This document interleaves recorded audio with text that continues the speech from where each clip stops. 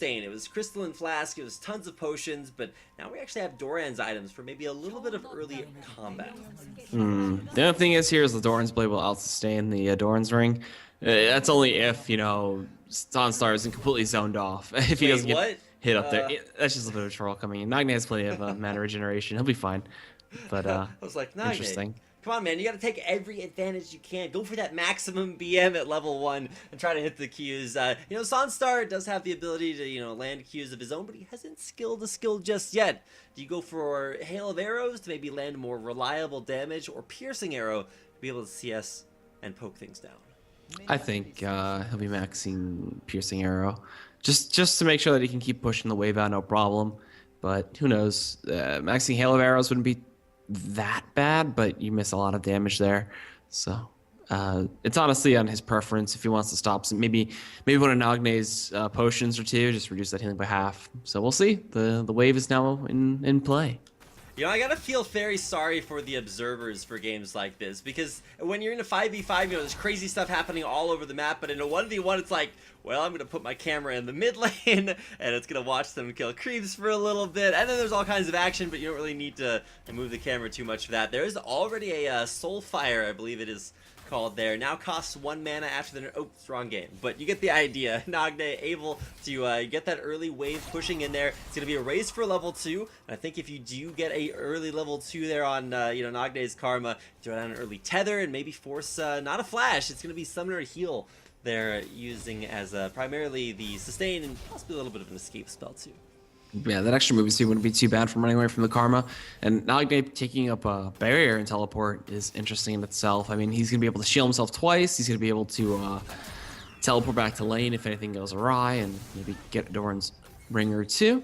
I'm not sure exactly how he plans on killing anybody, but if he brings up the farm game, that's where he can definitely shine. Now, one difficulty that I'm finding right now for S0nstar is that without Flash specifically, if Nagne walks forward, even using a little bit of extra move speed from her shield, and drops a tether onto S0nstar, how does he get out of that tether? He doesn't. He just man modes and fights up.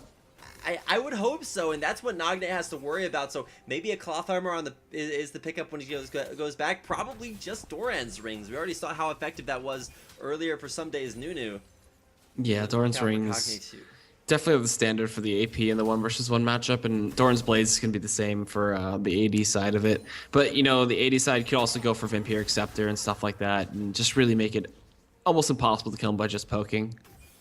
Now, speaking of poking, that is very mana reliant for both players, and so you have to keep an eye on that stat. For S0nstar, he's dropping down a little bit lower, doesn't have any way to get mana back, and that is an advantage that Nagne will have from the Doran's ring, both regeneration, passive, and active from killing creeps. Gonna help him out there with the poke, which is also defensive due to the shield. A very diverse champion kit there for Nagne. We'll have to see if that is effective enough to turn this around. You can see, oh, S0nstar continuing to get hit by those Mantrid Soulfires.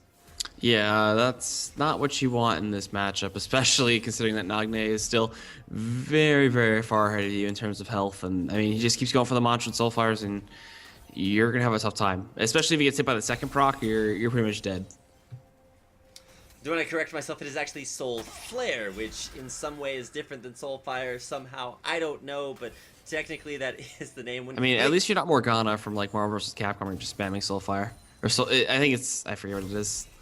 Whatever, wrong game. Something close. We're sticking to League of Legends, and as far as Nagne is concerned, he's gonna have the wave in a good spot. If he hits, it's not even about hitting level 6, because of course Karma doesn't really gain all that much of an advantage from hitting level 6, because he already has all 4 spells.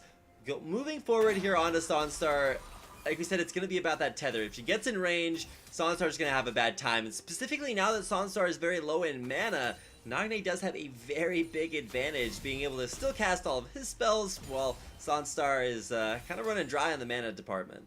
It's like it's Black Friday, it's Christmas, the mana department got hit really hard by shoppers. It's barren wasteland. S0nstar needs to restock the shelves, but how's he gonna do that? The answer is probably through a trip back to base. But what item are both of these players farming for? I think Nagne is just gonna pick up more Doran's rings. And S0nstar should be just looking for a Vampiric Scepter or blades. I want to say that he'll prioritize getting more Doran's blades, but who knows? Nagne We'll go back to base. I'll choose this timing, and you know, oh, actually doesn't get hit out there. Wow.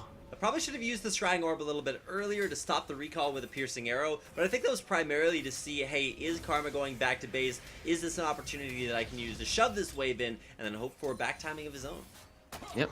So I believe once he kills off this range creep here, he'll be good to go back to base. Yeah. So he'll go back. He's got 51 CS. It's going to be a quad Doran ring pickup for Nagne. Whoa! I'm expecting a quad Doran blade for S0nstar.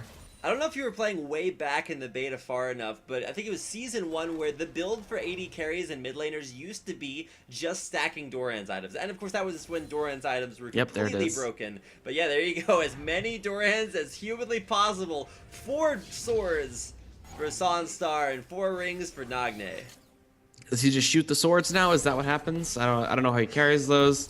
He's supposed to be Arctic Ops, supposed to be sneaky, and he has a giant bow. There are no swords in that skin, Egad. Where are they? I don't see them.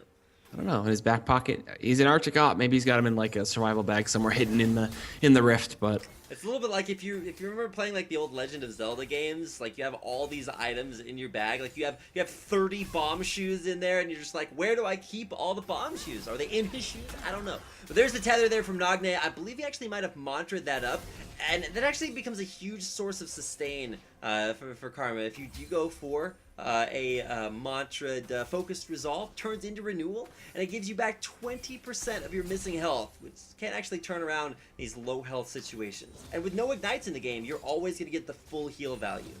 And at this point, the poke from Nagne really just doesn't do enough. He can try to tick him out. I mean, S0nstar can just man up and fight and just trade like that, and he gets 12% back in terms of lifesteal, and I mean, you're not gonna win exchanges now against this Varus. It's way too hard. As far as the auto attacks go, yeah, it's going to be very difficult to to stop that from being in S0nstar's favor. But when it comes to the sustain, I was talking about how renewal actually gives you so much extra health back, but it actually lasts. Oh, no ultimate to land. But look at those auto attacks hitting. Nagne has to play this very, very carefully. Has the mana advantage, but look at that HP, and every time S0nstar auto attacks, he's gonna get so much health back from 3% life steal on Is this the patch where they increase the width on the Chain of Corruption? No, I think that actually comes a little bit later on, but you can see Nagne there using the mantra'd focused resolve, getting all that HP back from renewal. Okay, so once they make that change, the Chain of Corruption Varus is probably going to see a like 70% spike in play. Yeah, it's really good, but arguably has the hardest ultimate to hit in League of Legends. Yeah, so like Xerath ultimate's hard to hit, but at least you get 3 tries. For Varus, you just get 1, and it's a very narrow projectile even still. So Nagne pushed back to his turret. He's doing a decent job at CSing and preventing damage being done to him, but let's drop down 2 CS, Egad. Might be what turned things around. I mean, if he can just keep the perfect CS off the waves that come up, at some point he should be able to take an even more significant lead. And once we hit that 100 creep threshold, he just gets 110, and that's it. And that's the game over. And this one might actually be the first one to come down to that creep ruling.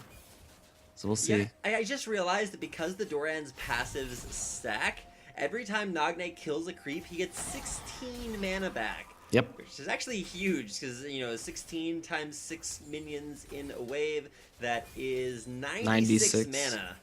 Damn, we're like the best mathematicians out there, which is a major feat for me, having a terrible track record with doing math live on the fly. Oh jeez. I think the observers actually pointing out, oh, there's actually the tether going to finish things off. S0nstar in a little bit of trouble, but like I said, somebody here on there's the ultimate. Nagne could be in a little bit of trouble. There's barrier forced out, but no kills to be had, and S0nstar now out of mana.